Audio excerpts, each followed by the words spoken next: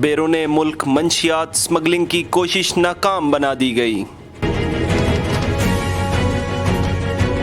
Quetta Kuchlak by پاس کے قریب غیر آباد علاقے سے 90 کلو چرس اور 20 کلو ہیروین برآمد کر لی گئی۔ برآمد شدہ منشیات بیرون ملک سمگل کرنے کی غرض سے ذخیرہ کی گئی تھی۔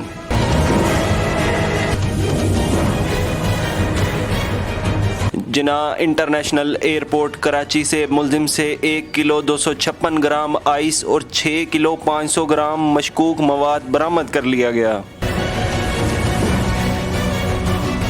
مردان کا رہائشی ملزم پرواز نمبر GF751 کے ذریعے سعودی عرب کے لیے روانہ ہو رہا تھا۔ لاہور میں واقع نجی کوریئر آفس میں بڑی کارروائی۔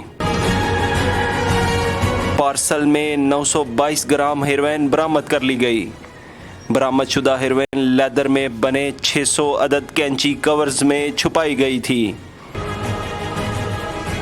مذکورہ پارسل برطانیہ کے لیے بک کیا گیا تھا۔ تمام ملزمان کے خلاف انسداد منشیات ایکٹ کے تحت مقدمات درج کر کے مزید تحقیقات کا آغاز کر دیا ہے۔ ترجمان ANF